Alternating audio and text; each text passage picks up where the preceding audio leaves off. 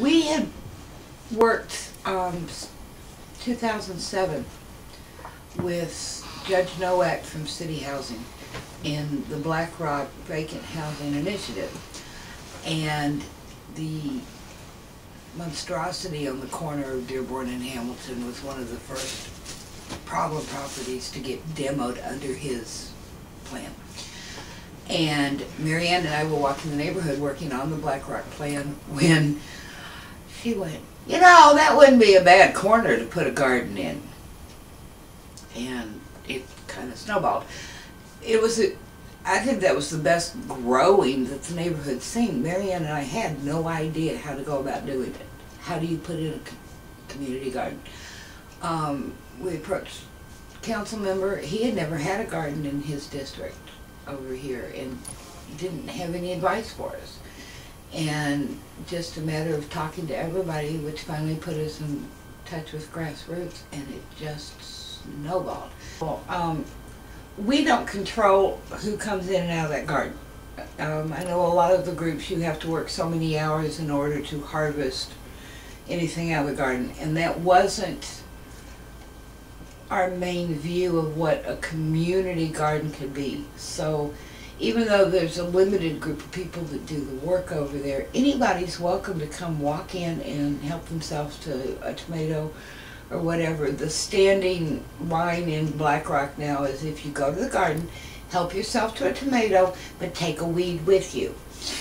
But just having it there, and people will walk an extra block just to see what's happened or what's growing. I've heard city bus drivers commenting on, wow, look at that, seeing the garden. It has become a good sense of pride in the neighborhood. We've had an amazing less amount of vandalism than had been expected. I have one gentleman, he moved in around the corner from the garden, and he's older, doesn't work. He's there gardening almost every day.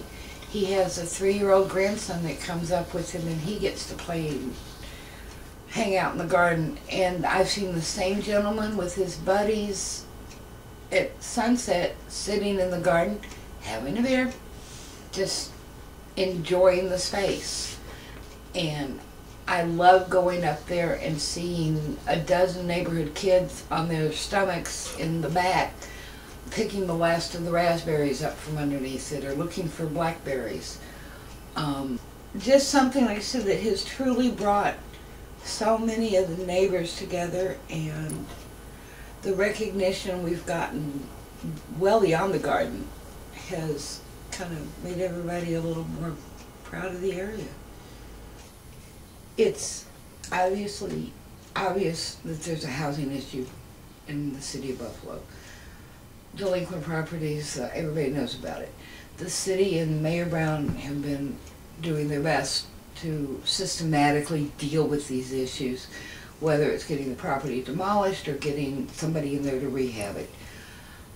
But you can only deal with so many Swiss cheese neighborhoods where you have 2 houses, then you have 5 vacant lots, maybe a house, maybe another lot.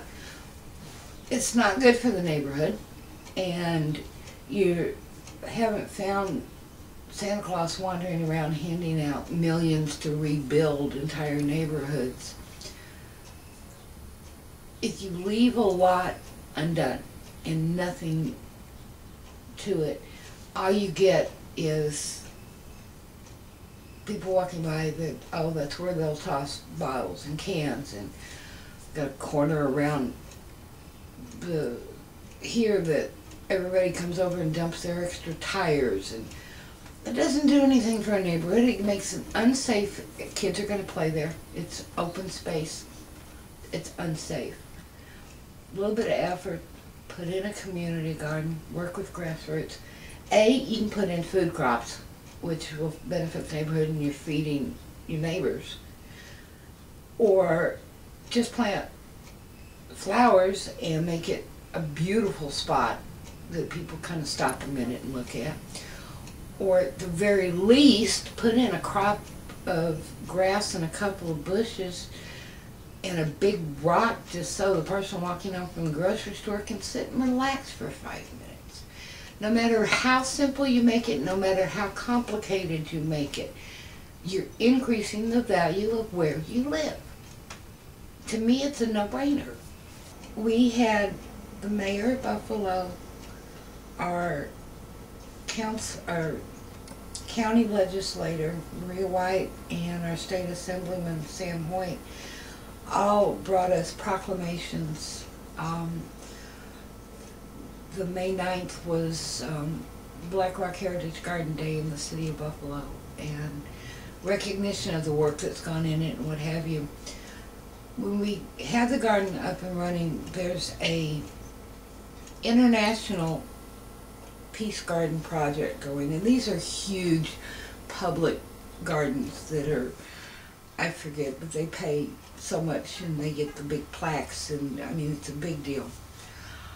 With all the interest that's been growing over the bicentennial of the 1812 war, the Binational Tourism Alliance got together and said, instead of celebrating the War of 1812, we ought to focus on 200 years of peace between the two countries. And they initiated a project that would become a chain of community gardens designated as peace gardens. And our Black Rock Heritage Garden was the first garden in the United States to get designated a peace garden.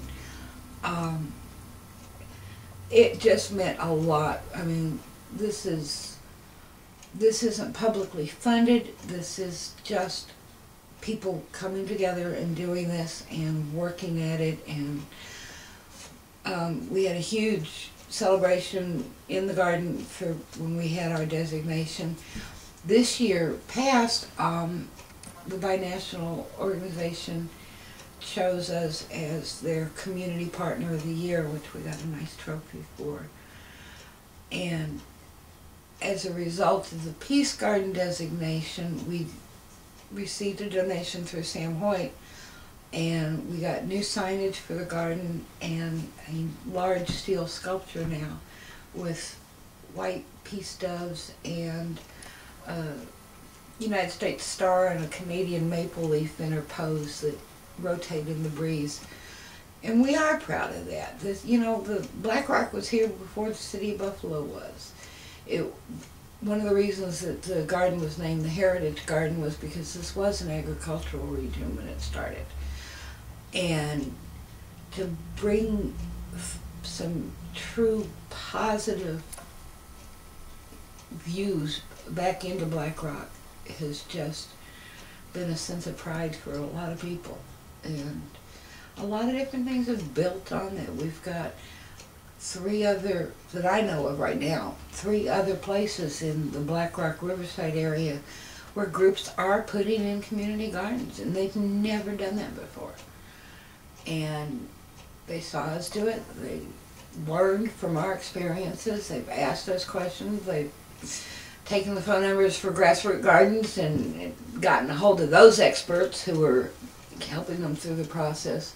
So it's true. I mean, the garden's grown great, and we've got probably, I would say, 15, maybe 20 families a summer that are taking something out of the garden. And that's the least of what's growing over here. It's truly seeing these other groups learn and get motivated, and they did it. We can do it. So it's been an experience.